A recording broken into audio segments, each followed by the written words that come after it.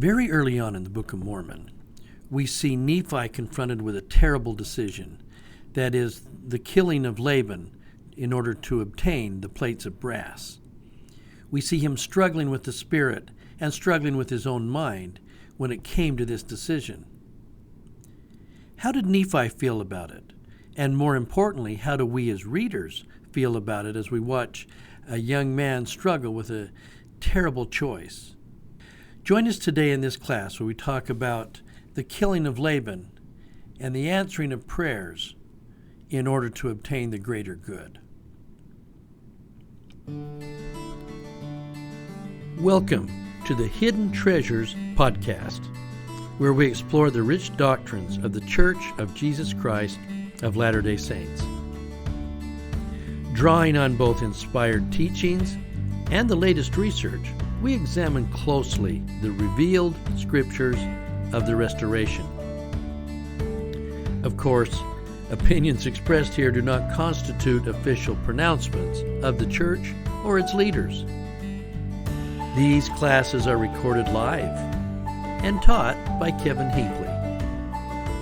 Thank you for taking a moment to subscribe and leave us a comment. And now, on to today's class.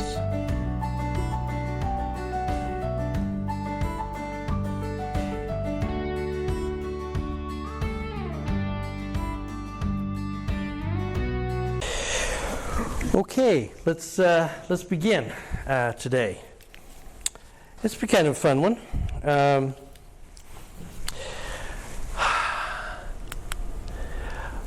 One of the things that I've noticed, culturally, we are an interesting group as Latter-day Saints, and some of it is just the way it has worked out, and some of it is our culture and the way that things have been handled in the past. But we live under kind of a culture of certainty.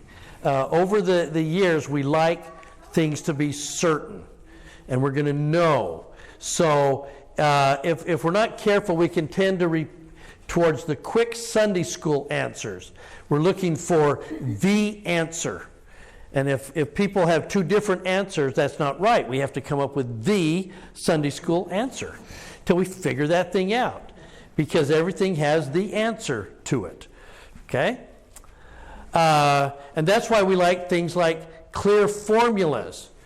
You need to get you've got a prayer that needs to be answered, whether you should move to Bismarck or whether you should buy a new car or you should have more kids. We always have the same prayer formula, which is if it's going to be true, then you're going to get what?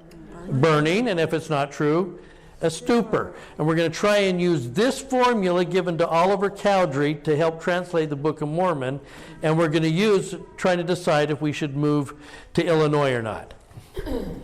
200 years later, but we love the formula. We can figure it out. We can teach it to our kids. Use the formula, okay? And anything beyond that. How about Moroni 10:4 and 5? How do you know that the church is true? But we go back to Oliver Cowdery's formula. The formula wasn't the burning. That was just a tiny part of the formula. The formula was study it out, ponder it, don't just ask me. That's right. And yet how many times from the pulpit or wherever else it's like, burning or stupor? Burning, did you get burning? Stupor? I don't know. Okay. Should I marry you? Burning or stupor? I'm still waiting on that stupor. Okay. And I'm getting the burning. Okay. I just had jalapenos, but I assume that's the answer. Okay. And again, the answer, Moroni 10:4 and 5, just read the Book of Mormon, you get an answer. What happens if you don't get an answer? The burning. Well, go back and read again. Missionaries are like, wait, you didn't get the answer? Well, then read more. Then read more. Then read more. Okay?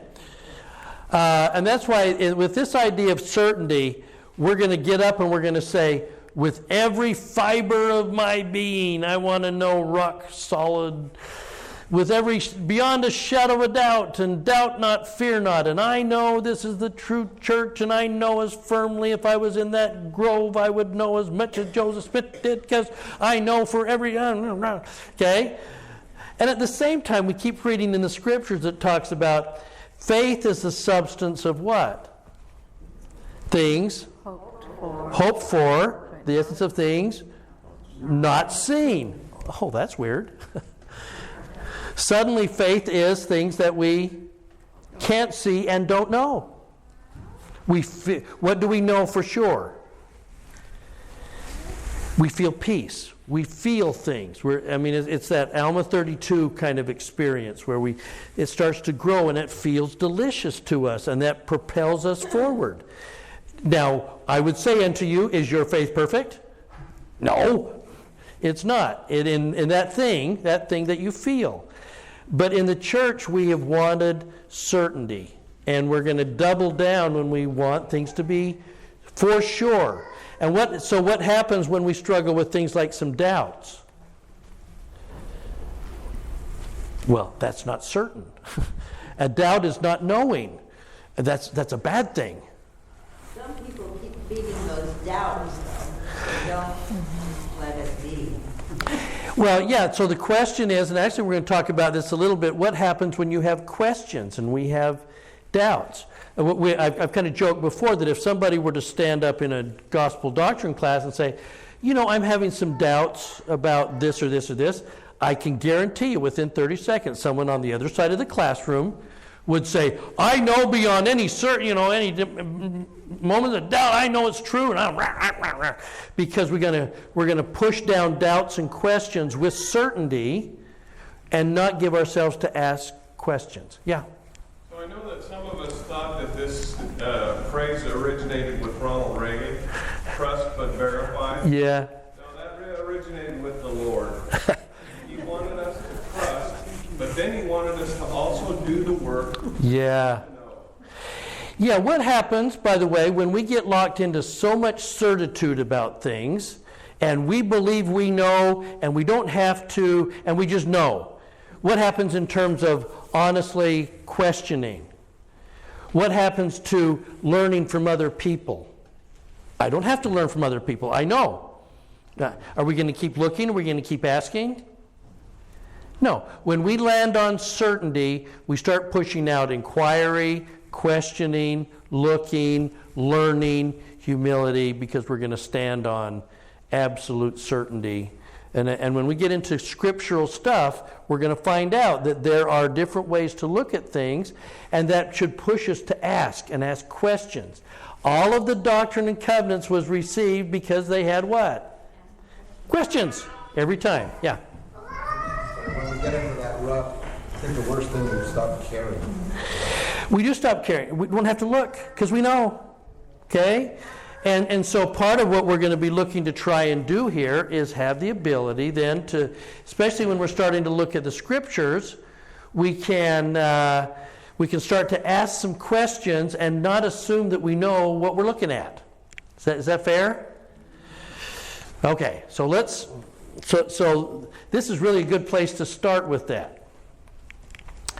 I tend to look at the Book of Mormon as like this beautiful mansion, and it's got all kinds of rooms and different places and places to be, and there's little passageways in between some of the rooms, and some of the rooms are kind of dark and some are really cool. They're the sun rooms and stuff like that. Okay?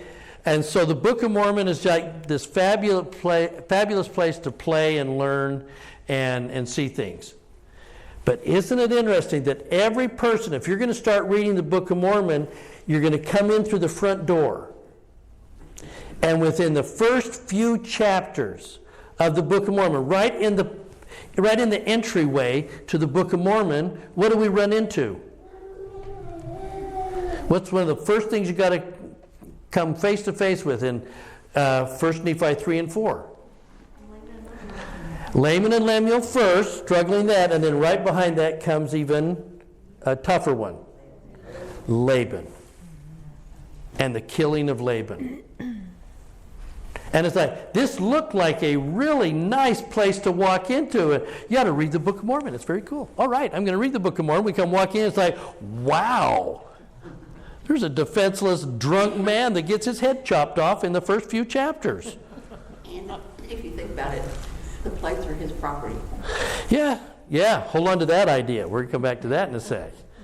Okay? And now we're having to say, well, and so what is the gospel doctrine answer to, wow, we got a youth that took a sword and chopped off the head of a drunk, defenseless man lying in the street. What's the gospel doctrine answer? God told him to do it. Oh, well, that's helpful. Better for one to perish. It's better that one perish. Yeah, so God told him to go ahead. So I'm going to kill him because God told me to. How well does that play these days in our modern sensibilities? It's okay that he chopped his head off. Why? Because God told him to. Oh. It's an insanity plea now. It's kind of an insanity plea. You'd get off on that one, wouldn't you? But they would still probably lock you up because you and that sword are kind of dangerous because we don't know what God's going to tell you next.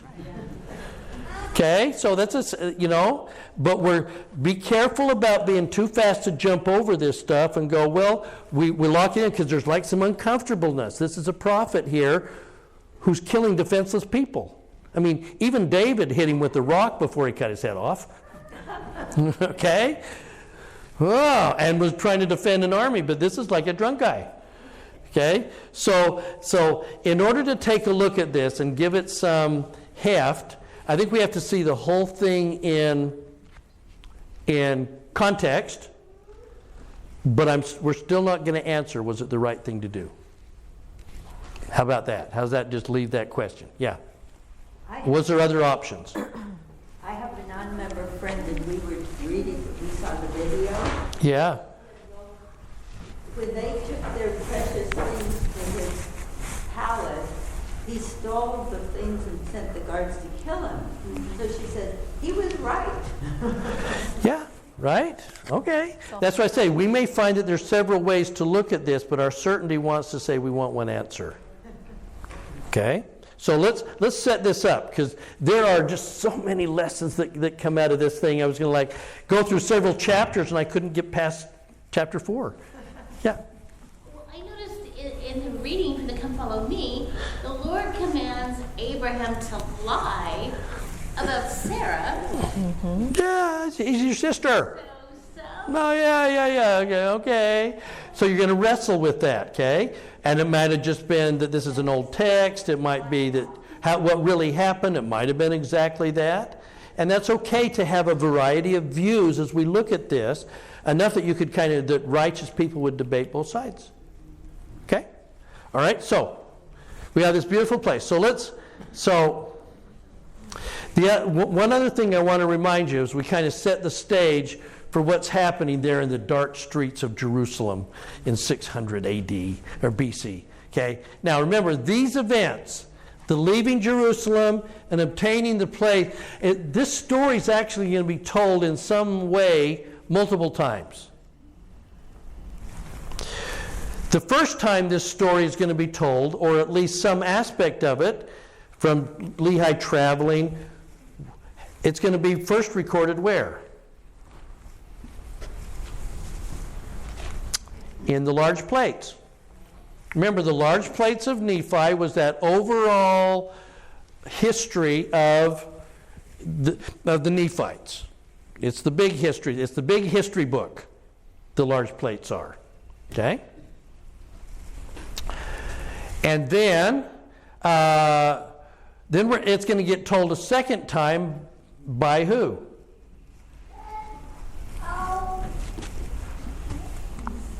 The Mormon Abridgement.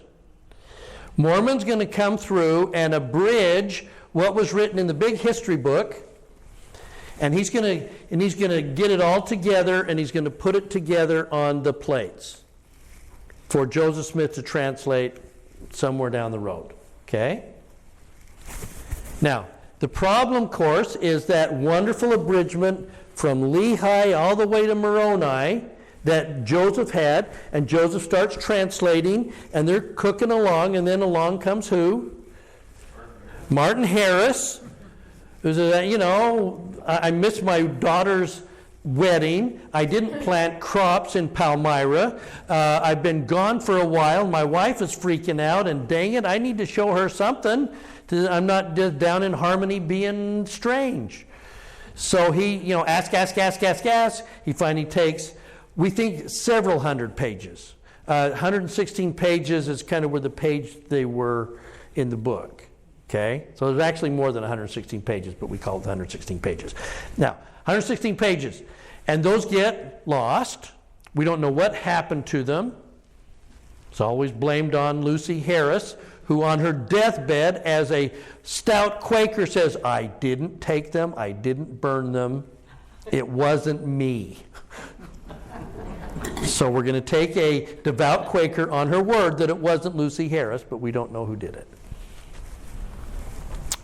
So the story is then going to be told again from Lehi all the way to Mosiah. Where is it going to be told? The small plates. That's right. This is the more personal diaries, if you will, of the prophets. And they're going to tell it, and Joseph Smith is going to take that diary version, and he's going to put it from 1 Nephi to Mosiah before we pick up on Mormon's abridgment. Okay? And this clear? We get this? Sometimes we get a little bit. Okay? Now there's also another version. Who else would tell the story of what happened in that dark streets of Jerusalem? The Lamanites, they had their version. What's their version? Nephi ripped us off. You know, we tried to beat him with a rod and slow him down, but he wouldn't listen, so he conjured up some angel thing and stole our birthright. They have their story. Okay? And by the way, how long did that story last? Forever. 1,000 years. 1,000 years. How many people died because of that story? Thousands and thousands and thousands. How you tell the story is kind of important. Okay? So we are given no choice but to deal directly while we're standing here in this passageway. We're given no choice but to deal directly, not just with the event, but with Nephi's feelings and deliberations in obtaining the plates of brass. Yeah. You missed the Zoramite version. Zoram would have a story. No, there is a group of people who call them. That's right, absolutely. We were wrong. Your fathers pressed our fathers. I know, hoodwinked him, kidnapped him, said he'd beat us up, or maybe kill us, and forced us to go. Now, by the way, this is one of the reasons that prompted the detailed story, I think, in the small plates by Nephi trying to say, let me explain. It's like the beginning of the Joseph Smith story that we have in the Pearl of Great Price. He gets ready to write the story of the church, and he says, given the false stories that have been circulating about, I'm going to set the record straight. Well, I think that's part of what was driving Nephi in the small plates decades later to say, given the stories circulating by the Lamanites and the Zoramites and the stories they're telling, let me tell you the real story. He's going to put it down deliberately. But let me ask you this. One last part of it. If what we had got was either the large plates or the Mormon abridgment, in all likelihood, did those two stories give us all of Nephi's thoughts and struggles with the Spirit while he's standing over Laban? Probably not. For all we know, Mormon might have said, yeah, the boys went, it was difficult, they got the plates and they came home. For all we know, if he's got a small amount of plates to write on, he might have just gone right by it. He might have pulled from Nephi, that's possible. But it's also just as possible this gets glossed over. And we don't have this battle between Nephi and the Spirit. That we have we are really blessed with this conversation because it actually came out on the small plates. And who do we have to thank for that? Martin Harris. There you go. Thank you, Martin, for losing the papers, because now we got this stuff, which is actually, and that we could do a whole lesson on what we gain by having the small plates as opposed to Mormon's version. because there's a lot of things in terms of Isaiah and definitely Jacob 5. Yeah. So I'm confused. I never had the impression that there was a limited amount of the Book of Mormon to be translated, and that after the small plates were, or the 116 pages were lost, that what was to be translated got expanded. Well, it really didn't get expanded. Remember, when we get to Words of Mormon, he's going to say, I copied these from the small plates and I dropped them in. I don't know why I did it, but there they are, for a purpose known to God. Because at the moment he does that, they still have the whole story from beginning to end. So if the 116 pages haven't been lost, yeah. then First Nephi would have just been page 117. First, if those 116 pages hadn't have been lost, First Nephi would sound like Mosiah 1. And then Nephi did this, and then Lehi did this. In other words, his abridgment is what was lost. And that's why I say he's moving pretty quick as he's going over that. And so when that part was lost, then Doctrine and Covenants, the Lord says, don't retranslate that part. Drop in this stuff. Oh, okay, I'll drop in that stuff. All right. From the small plates. That's nice. There we go. Which, by the way, my little area of doubt and question, and I've mentioned this before, I'm still not quite sure what role the plates played. Because this part is carefully copied, it's put there, it's in there with the plates, and so Joseph Smith is going to use the plates to translate. Where are the plates while Joseph's translating? On the table, under a handkerchief or cloth. He's not even looking at the plates. The Book of Mormon's a revelation, but apparently he couldn't do it without the plates nearby. Cindy thinks it's Bluetooth. They just had to be within range of the plates, and then it's flowing somehow. I don't know. It's weird how that works. Okay. But what I do know is that, again, because we have just this small part of the first Nephi in Nephi's own words and not Mormon's abridgment, now I think we have far greater detail than we ever would have had. So we should be grateful to Martin Harris for that. Okay. Now, here's what Nephi hears in the wilderness. So let's set this up, because the major thrust on this. Hold on here. I'm going to back out of here for just a second. Before I do this, I want to do animations.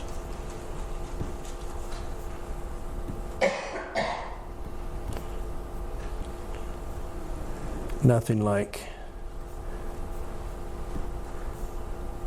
editing on the fly. Okay. So here's what Nephi is going to hear in the wilderness. Remember, right after the fact, this is in 2nd Nephi, or 1st Nephi 2, for those of you following along. After the boys are complaining a bit, and they seem to have hard hearts, and they're murmuring a bunch, remember, Nephi says, okay, I'll go get my own testimony. So he goes off into the wilderness. The Lord speaks to him, and here's what he's hearing. And if you, Nephi, keep the commandments, then what happens? He's going to get two major promises. To begin with, you shall prosper, and shall be led to a land of promise, even a land which I prepared for you, a land which is choice above all other lands. That's nice. We're in the Judean desert next to the Red Sea. It would be nice to go to a choice land. This ain't all that great. It's a desert. But it is interesting that it's a choice above all other lands, but it's not Israel. And we're Jews. This isn't supposed to work this way. In addition, now, I'm going to lead you there. In addition, and the red is my little additions here. Nothing more bold than people thinking they can rewrite the Book of Mormon. I know, it takes a certain amount of chutzpah. In addition, if thy brethren shall rebel against thee, they shall be cut off from the presence of the Lord, And if they're cut off, what are they going to lose? The birthright. So if that happens, then what? Well, then you get promise number 2. If that happens, and you keep my commandments, then thou shalt be made a ruler and a teacher over the brethren. Because the reality is, if Laban and Lemuel had been righteous, and they had obeyed the Lord, and chances are they'd have been Nephi. But they weren't going to be Nephi, and sticking to the Old Testament tradition that the oldest brothers, kind of screw things up on a regular basis, and who ends up ruling over them? The younger brothers. Okay? Kind of weird how that works. Okay? Yeah? So maybe I missed that. I was always kind of under the impression that Laban and Lemuel were promised the government of the people, not the prophetic line. Well, I think they would have been entitled. They were promised they could be the rulers of the people so long as they heeded the counsel of the prophet. Right. And Nephi was just going to be the prophet and not the ruler of the people, unless the people who were the rulers of the people failed to heed the counsel of Well, and that could be. But generally, if you're going to be the ruler, you're also generally going to be the prophet. Look at King Benjamin. Unless somebody's going to be unrighteous. Now, it's really possible that it might have been that way. But you get the impression from here that says, okay, I'm going to lead you to a land of promise. Now, if they skunk out on us, then you're going to end up being both, right? You're going to be the ruler and a teacher. And again, King Benjamin is probably a good example of that. Yeah. So he becomes the ruler, but really he's only the ruler for 10 or 20 years. And then they have a war. Yep. And the people that he's ruling either kick him out or they leave. Yeah. And so he's no longer ruling now. Yeah. Well, he gets to rule over his people because they got to leave town. So technically, he's going to be the first. He's going to be a king over his people. He's a ruler over thy brethren, which is the Nephites. Yeah. He's a ruler over his father's people. He's a ruler over his people. Hold on and see where this goes, because Nephi doesn't hear this completely, or there's more here than what he writes. That's why there's more here, and because you're going down the right road. Okay. Now, if that happens, you keep my commandments, then you should be made a ruler and a teacher over the brethren. And in that day that they rebel against me, I'll curse them with a sore curse. And they'll have no power over thy seed, except they shall rebel against me also. Okay, so I'm going to take all of that rulership thing. Remember, he's trying to dispel the story they're telling in the promised land. Okay? I'm going to lay this out here. Okay? And if it so be that they rebel against me, they will have a role. They're going to be a scourge unto thy seed. Okay? All right. So now the stage is set. So he's going to roll. So in his mind, it's about doing what? Obey the commandments. Obey the commandments. And in his mind, as he's walking away, this young boy who's big in stature, and he just laser focused. If I keep the commandments, then what happens? I get a promised land, and I get to be a ruler over the people.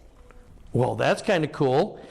If you're like, I don't know, let's say that he was like 18 or 19. Which thing are you hearing the most? More than likely. You like that ruler thing. Especially if your older brothers are, they try to beat you with a rod. They're murmuring a lot. But the cool thing is that, hey, I get to be a ruler. And that's what sticks in Nephi's head. As long as I keep the commandments with a laser focus. And so, Lehi is going to say, the Lord hath commanded me, Lehi, that thou and thy brothers should go unto the house of Laban and seek the records. Okay? And you know what? Your brothers are murmuring. It's a hard thing they're saying of them, but I haven't required it, but it is a commandment of the Lord. Ding! Ding! Oh, what do I know about commandments? Land, ruler. It's a commandment? Okay, now what? Bring up the music. Therefore, my son, go and thou, and this was, I think this was maybe an unfortunate choice of words on Lehi's part. Thou art favored. If you're keeping the commandments, now you're favored. Okay, to a young boy with dreams of whatever, favoring is maybe a little dangerous. Thou shalt be favored the Lord because thou hast not murmured. You're better than your brothers. You're going to be favored, they're not. Wow, okay, now bring up the music even more. What are we going to hear? Think about the primary song. And it came to pass, I said unto my father, I will go, I will do the things the Lord commands. Yeah? The part about Lehi telling him he would be favored of the Lord if he did this. Yeah. Could it possibly be that was to help hold him up a little? Yeah, He's still the youngest. Right. He's got these brothers, he's got all this, I know what you're saying, but he's still, if he's that young, he's I know. probably still, and he probably has no clue that he's going to be asked to kill someone. Oh, he has no, yeah, that's right. We're about to go into a stretch where keeping the commandments is going to lead him down a road he had no idea he was going down. I just think it's a little bit of an unfortunate word, and I'll bet Lehi would rather have had that word back. Can you imagine if you stood up in sacrament meeting and said, those of you who keep the commandments are favored over those who murmur? Oh, all right. Well, we're the favored people, and you're not, because you're complaining a bit. Okay? Yeah. So I'm not finding the personality of Nephi the same as the one that I was certain of. Yes, me neither. Also, I'm a little uncomfortable with the concept that Nephi was commanded to murder Laban, because it wasn't murder. Me neither. Murder is the shedding of innocent human blood. Uh-huh. And Laban was certainly not innocent. And so I don't see murder there at all. But in regards to Laman and Lemuel, there were numerous times where Nephi encouraged Laman and Lemuel to take their place as righteous leaders. Favored of the Lord. So Yeah, you can be. I don't see Nephi as a power monger. I see Nephi, I mean, it's like in the scriptures it says that if you desire the works of a bishop, that's a good thing. But we also recognize that if you desire the office of a bishop, that's not. Yeah, it's not so good. You know, and we see leaders all the time who really want the people to have a good leader enough that they're willing to be that leader. And we see that as often we see leaders who really want to be the leader Right. too. But I don't see Nephi as... Yeah, Nephi's not a power monger, and I don't want it to sound like that. I think he's a bit naive, though, because I think in his young and if you'll watch carefully, his rhetoric with his brothers softens over time as especially as the Spirit starts to teach this young lad. So, and this naivety, I'll agree with that we see this naivety, but the reason we see it is because Nephi is sharing with us his formative moments. Yeah. And if we look back at ourselves and our formative moments, Yep. and if we share those with other people, Yep. they're going to say, oh, you were naive. Yeah, because I'm telling you what I learned That's right. after I didn't know it. And sometimes that naiveness combined with some zeal means sometimes we come across a little stronger maybe than we wish, and we look back and go, I wish I could have said that a little bit differently. I mean, I think back to some of my experiences with my own kids, and it's like I speak out of zeal and maybe a little bit, but if I'm forming over time, I start to say things a little bit differently as I gain a little bit more maturity. And I think we get to see Nephi on this arc. We get to see him change, okay? But, so he's going to come rolling out of this, though. They're on their way up to that 150, 200 miles that they've got to go back up to Jerusalem, back over the Judean desert to go do this. So this keeping the commandments motif. Now, we're going to keep the commandments, dang it, and so we got to go get the plates, and how are we going to go get the plates? The first thing we're going to do based on this is that we're going to cast lots. Now, we've talked about this a little bit in the past, but just a reminder, what does it mean to cast lots in this tradition. It's not voting. There's two traditions. One is they vote, and the other one is they like select who gets the long stick or the short stick. Well, there's a difference between casting lots and drawing lots. Okay. When you draw lots, you pull one out of the bag, unsight unseen, and when you cast lots, you say, I vote for... Here's what casting lots meant back then. Let's say that we have like a group of sticks here, okay?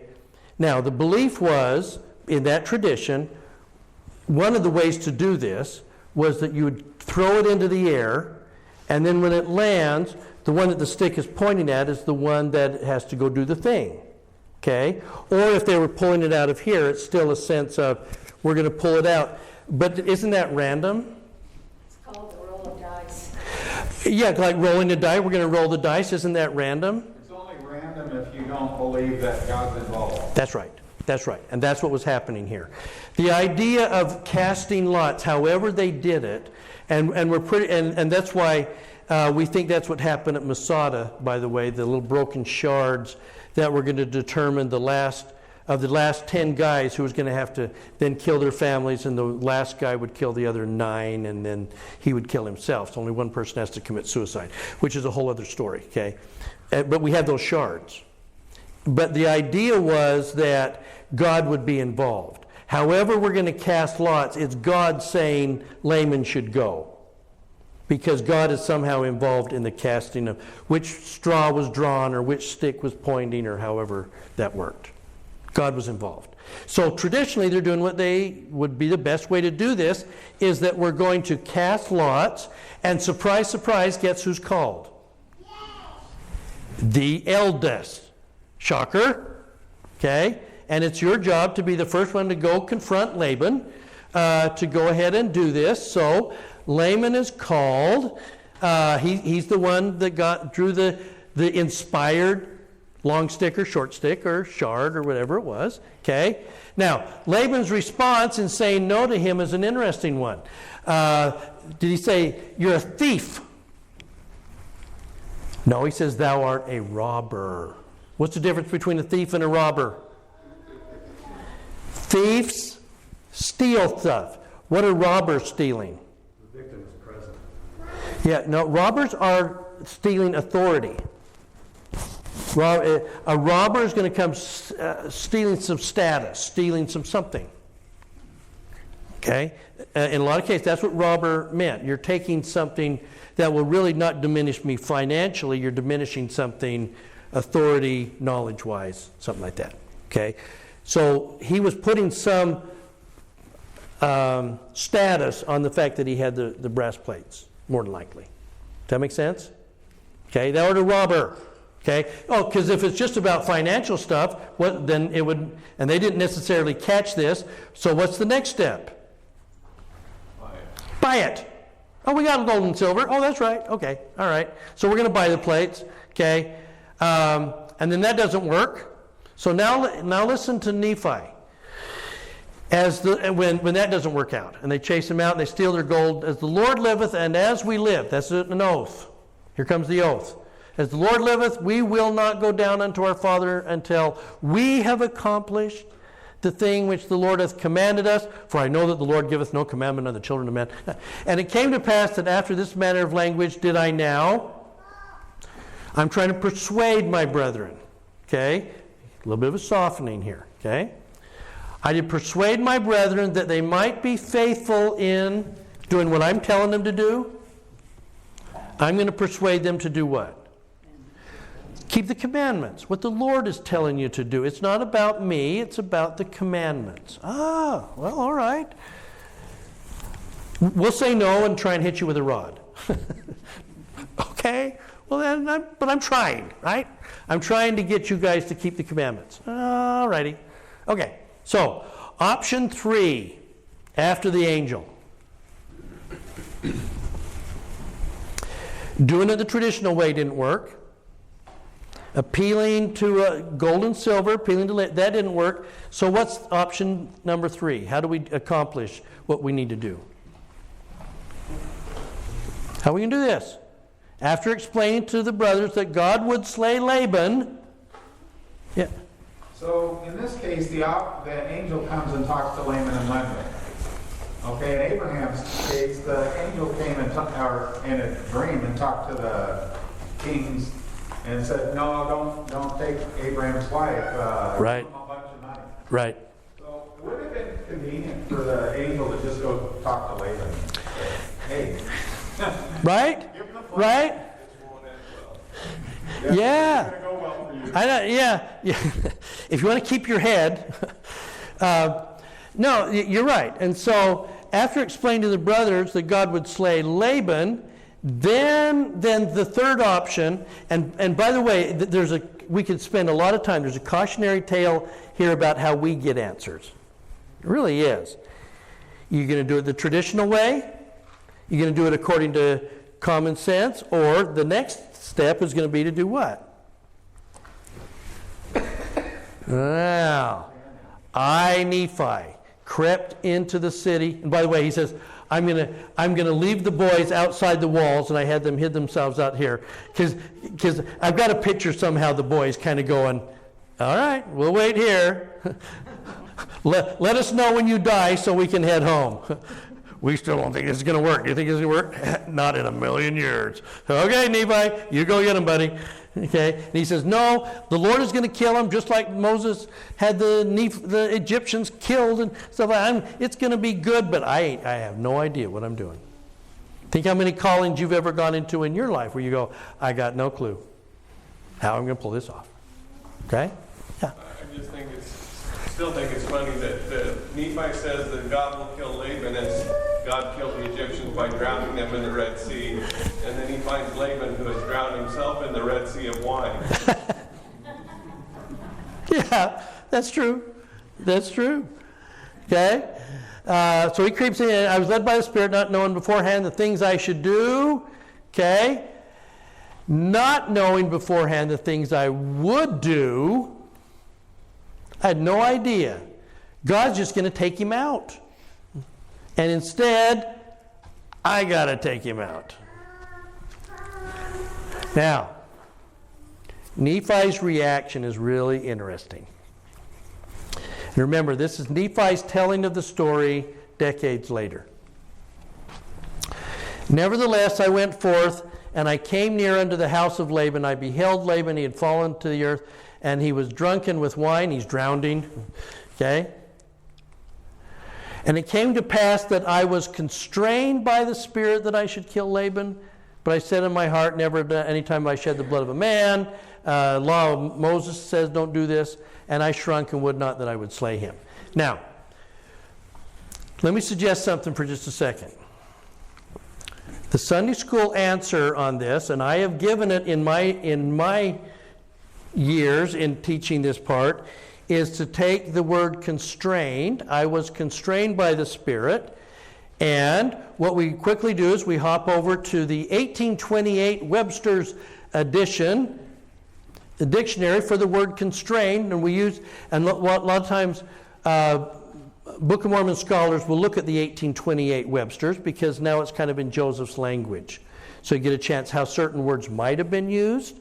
And interestingly enough, constrained, which is a participle passive for English people, urged irresistibly or powerfully compelled or forced.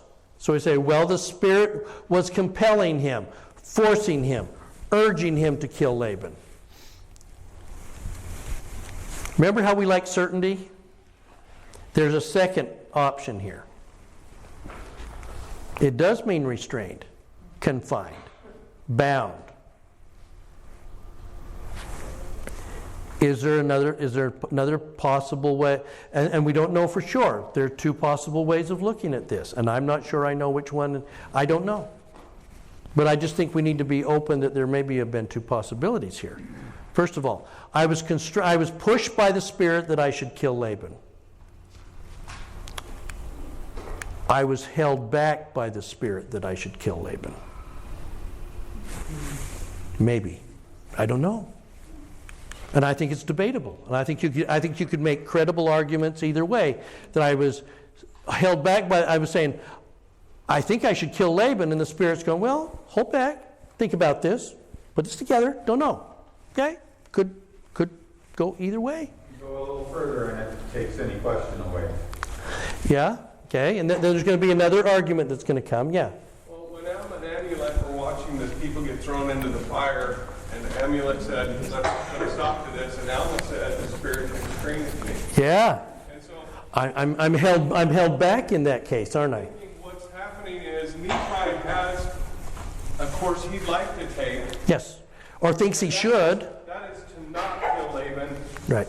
And Right. the Spirit constrains him and says, the course that you would like to take is not the right course.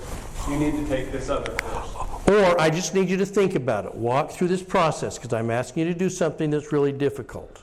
Okay? Notice that when Abraham is getting ready to sacrifice Isaac, you're going to have a place where an angel's going to come and we're going to have a discussion. Think about you're going to be asked to do something difficult. And that may include a thoughtful, prayerful process of walking through this.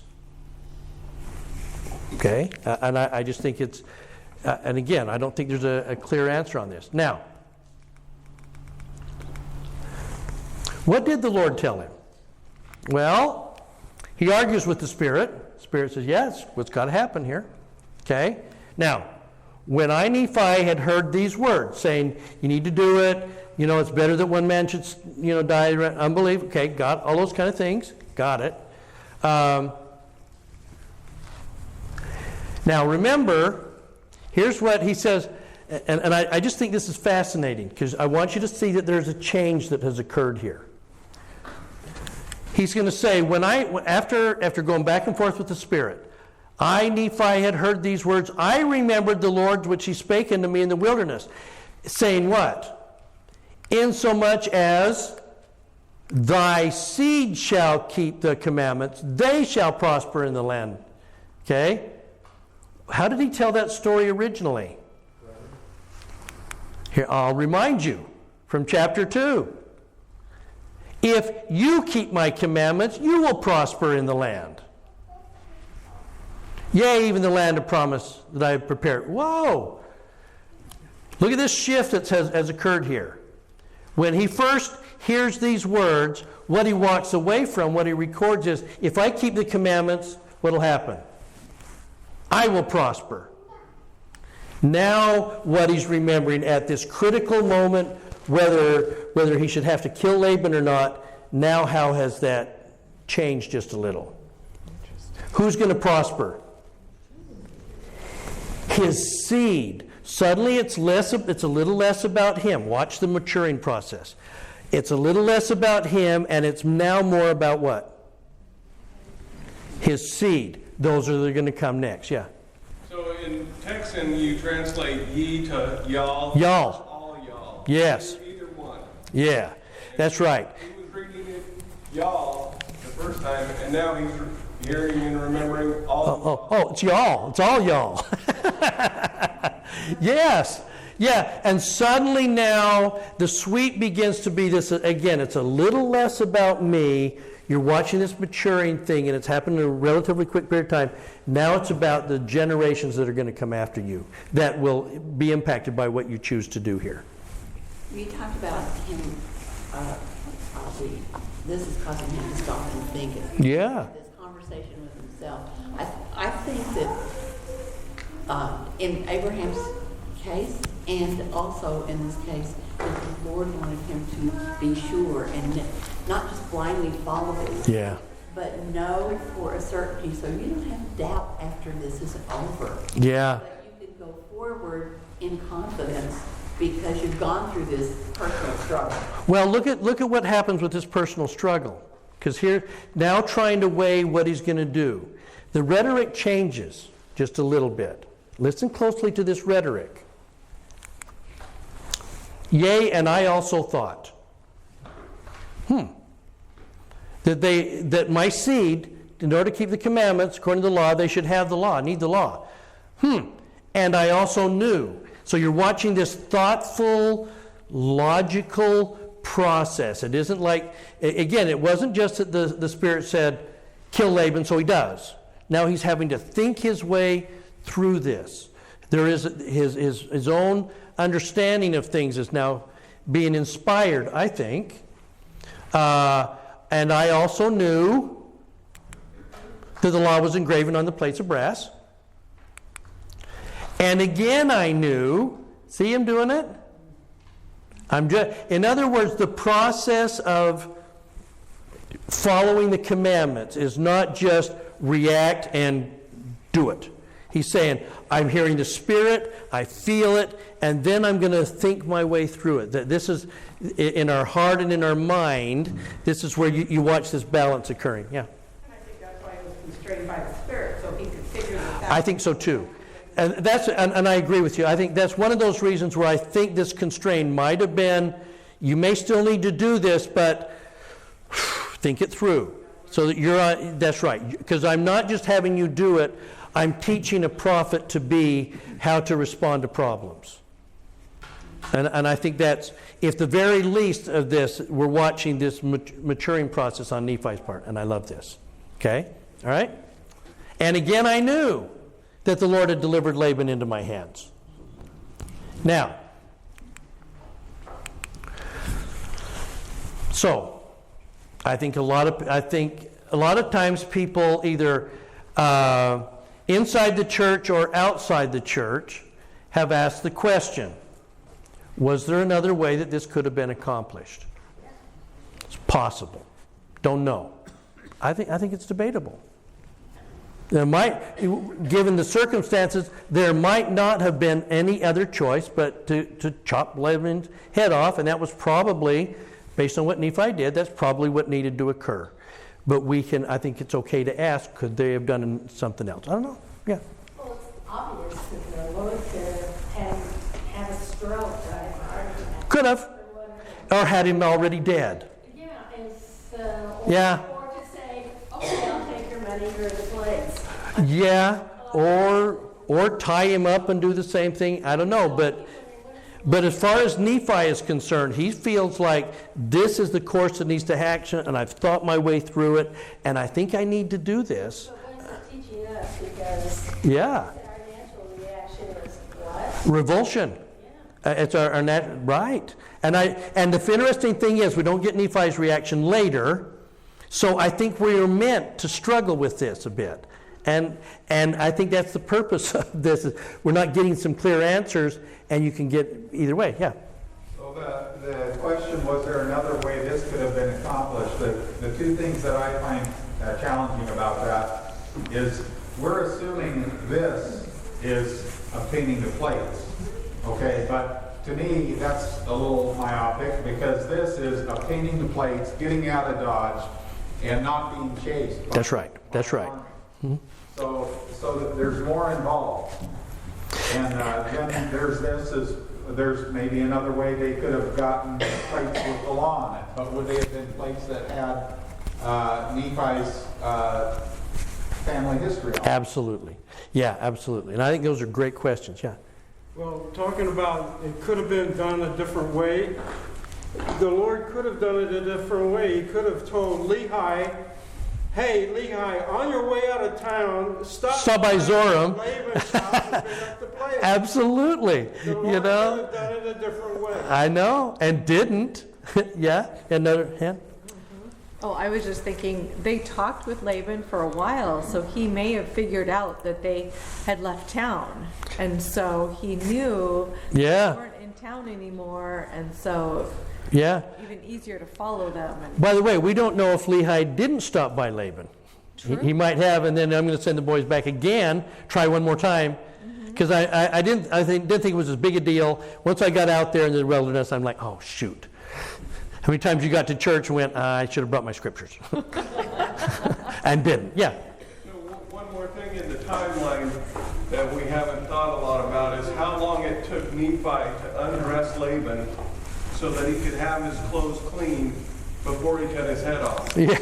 Yeah. Whether or not that was his first plan, I'll just take his clothes, I'll fake his voice, I'll get the records, and he's got all the clothes off. Yeah. And then the Spirit says, says, don't leave yet. You got one more Could have. thing to do. Yes.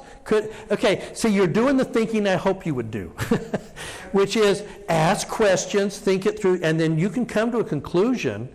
And I think that's why I say a lot of people can have different conclusions and decide what we're being taught here. Yeah. There's no time in this timeline where Nephi has a conversation with Laban. That's right. So where Nephi picks up the ability to talk to Zoram in the voice of Laban is left to the imagination. Yeah, other than whatever he would have heard, unless, as it's been suggested, that Laban might have been somewhere in the family. Okay? All right. Now, by the way, one other piece I'll throw here. Remember I was talking last time about the fact that we have an interesting little discussion, an interview that was given by Joseph Smith Sr. to a man by the name of Latham in Palmyra in 1830. One of the things in regards to the 116 pages, the loss of that, okay, one of the things that comes out in that story, interestingly enough, and there's no way to know whether it's accurate, is that one of the reasons why Laban was out at night wearing his sword in some kind of ceremonial garb is that this happened during a festival. This was a festival, maybe the Feast of Tabernacles. And he's out meeting with the elders because they're celebrating that night. That's why they were drinking. And that's why he's all dressed up in all kinds of garb. Because he may not have normally had to be running around in a sword. Okay, yeah. Here and then here.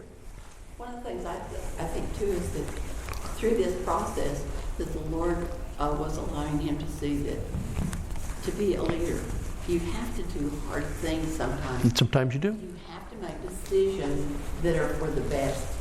And sometimes they're just not a way. Well, and not only that, as a leader, because she's saying sometimes leaders have to do hard things. Look at what happened here. This was a combination of inspiration and guidance, and Nephi having to think it through. And by the way, this option was the third of three.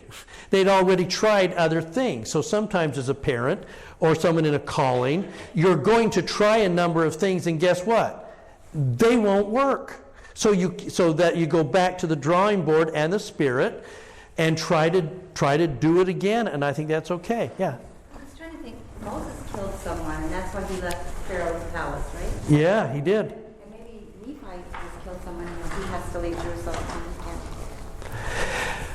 Yeah, this would have certainly closed the door behind them, because ultimately people are going to find that the plates are gone and that Zoram's gone. And okay. They didn't know that Nephi was changed. He was more. He knew that. His rhetoric is different. If you read carefully, you'll find that there is his context is broader. He's seen a bigger picture, including everything that's going to happen to generations down there. Okay, now one last thing before we wrap up here. Okay. And I wanted to grab a picture of the Treasury building from Petra. Listen closely what he says after he does, after the deed is done. Listen to what he says. And it's something I didn't realize until yesterday, and it just kind of hit me as I'm looking at it. Anytime I see repetition in the Scriptures, it's time to pay attention. There's something here. Don't know exactly, but I have an idea of what's here. Okay? After I had done this, he says, I went forth where? To the treasury of Laban. Ah, well, that's interesting. No, really. As I went forth towards the treasury of Laban, who's he going to run into? Zoram. And I saw the servant of Laban. What role did Zoram play? He had the keys to the treasury. Okay? Did I tell you there was a treasury? Yes. Did I tell you that that's where the plates are? Yes. Okay? And by the way, I commanded him in the voice of Laban to do what? We should go under the treasury. Where are the plates? In the treasury. I just thought I'd let you know 4 times in one verse. Now, there could be a lot of reasons for that. Let me give you my off-the-hand idea on this, okay? What do you put in the treasury? Sure. Treasures. What do you put in a library? Books. If you want to read something, where do you go? The library. If you want to store up something, where do you put it? In the treasury. If you think, I was thinking the other day, if I could take the scriptures that tell the best story of the plan of salvation, the relationship between God and man and what He expects of us, and I could have the Mount Rushmore of these scriptures, the four chapters that tell the best short explanation of the relationship, the plan of salvation, man to God, what four would I choose? What would go on my Mount Rushmore of scriptures? Anybody have some that would jump out at you? Pearl of Great Price. Pearl of Great Price, which one? The whole thing. No, you have to be more specific. Moses 7. Moses 7. That is probably my number. That's probably the big George Washington face for me. Moses 7, the weeping God. Okay? What else? Alma 32. Alma 32. The parable of the seed, right? Okay? He's right there. There's Lincoln. Alma to Corianton. Alma to Corianton is a great section, but didn't make it to my Mount Mushroom. Yes. Right behind that, I put Jacob 5. How the whole plan of salvation works over time. Okay? I put Jacob 5. Okay? Moses 7, Alma 32, and then I've included one more, and that is Romans 8, probably 7 and 8. Who can separate, us from the love of God? No heights or depths, principalities. That's my Mount Rushmore. Well, think about what we have in the Book of Mormon as a result of having the brass plates. Jacob 5 is on that brass plates. The teachings of Zenoch and Zenos and Nahum. We get all of these great that teach us about what? Christ. How Christ works, how Christ loves us, what Christ will do for us. We have all of those kind of things. And if they had remained with Zoram, where would those plates with all of that incredible gospel knowledge have been? Babylon. In the treasury, stayed in the treasury. Maybe Babylon, when they raise everything, maybe they take that off and they put it somewhere as an artifact sitting in the hanging gardens of Babylon, maybe. Okay? But at the very least, they're sitting in the treasure. Who's reading the brass plates under Zoram? Nobody. Where are they? They're in the treasury. They're not in the library where people can access them. So part of getting them out of Zoram's cold, dead fingers and out to Lehi is that Lehi can read it and understand it and then record it in a way that if we hadn't have got those brass plates, we wouldn't have that. Yeah. I was just thinking of a treasury, the fact that it had his genealogy. If you treasured your family history, it would be a treasure. Yeah, you would think. She's saying maybe it's in there because it's part of the treasury and we treasure our... But if it's sitting in the treasury, nobody's going to know about the genealogy. Right. Isn't it interesting? If you treasure something, you put it in the library. It's like if you have this incredible mansion of a Book of Mormon and you put it under glass where we can all look at it but never read it. Well, all of this stuff comes because we have the small plates, and Nephi didn't put this in the treasury. He put it in the record and then wanted his seed to read it. And that's why it's available to us. Does that make sense? I just thought it was interesting. I kept thinking, why would he repeat treasury so often? And it's just like this incredible thing that is of a great treasure to us, but it's only a great treasure to us if we do what? Read it. And to do that, we got to get it from the treasury to the library, where we'll study it. And then from the library, where? The prophet said you're going to write the law where? On the soft places of your heart. Get it there. Yeah. Treasure it up in your heart. Yeah, and treasure it up. That's right. The word is even used. Okay? So don't treasure it in your heart. Just don't treasure it in the place where you put all of your valuables. Okay? All right. Final comments on all of this. There's a lot of good stuff. Yes, lady in the back. One of the things that I hadn't thought about before was when you put, at the very beginning, when you put the picture of the beautiful mansion up, I talked about how it has hallways and doors and all that. And it made me think that there are places in the scriptures that we read just as a matter of fact, and then we just keep going. Because, it's in scriptures, we've read it a million times, and just keep going. But if we were opening doors, Yeah. like you mentioned, that if we opened up the doors where Nephi is about to kill Laban in a very gruesome kind of a way, or if we open up another door where Abraham is in the act of actually being about to bring a knife down to sacrifice his son, when we open up those doors and we see things like that, we should be going, ah! We should. Instead of just going, okay, yeah, this happened, and Yeah. it should I raise something within us. That's right. that goes, I can't believe Yeah. If we're treasuring this, we should be reacting to these things.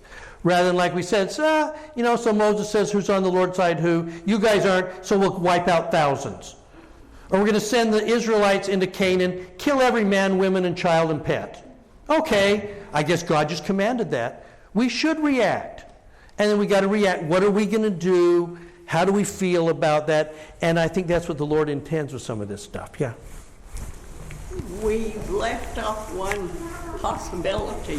I can't imagine I would have left off one possibility. And that is that if they had been left to be taken to Babylon, they'd have been melted down. Yeah.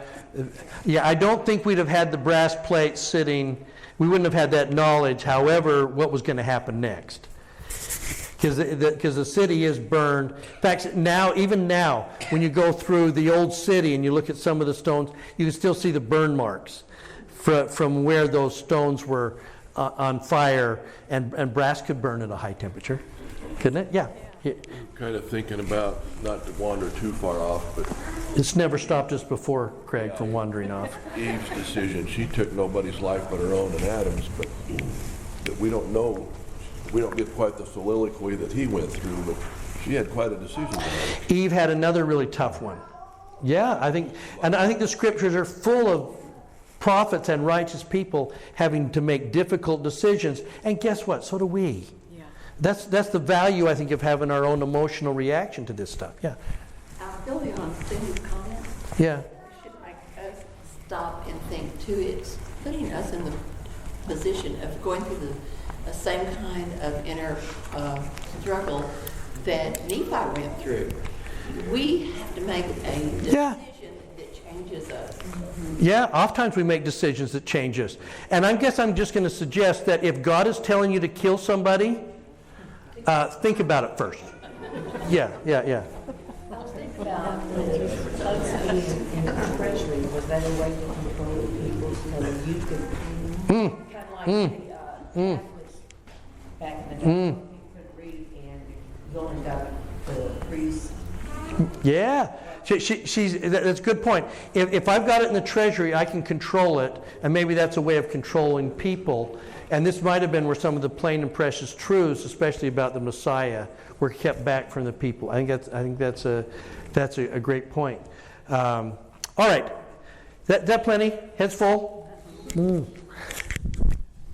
Think what would happen. How long would it have taken you? It's now taken us 7 lessons to get through the first 4 chapters.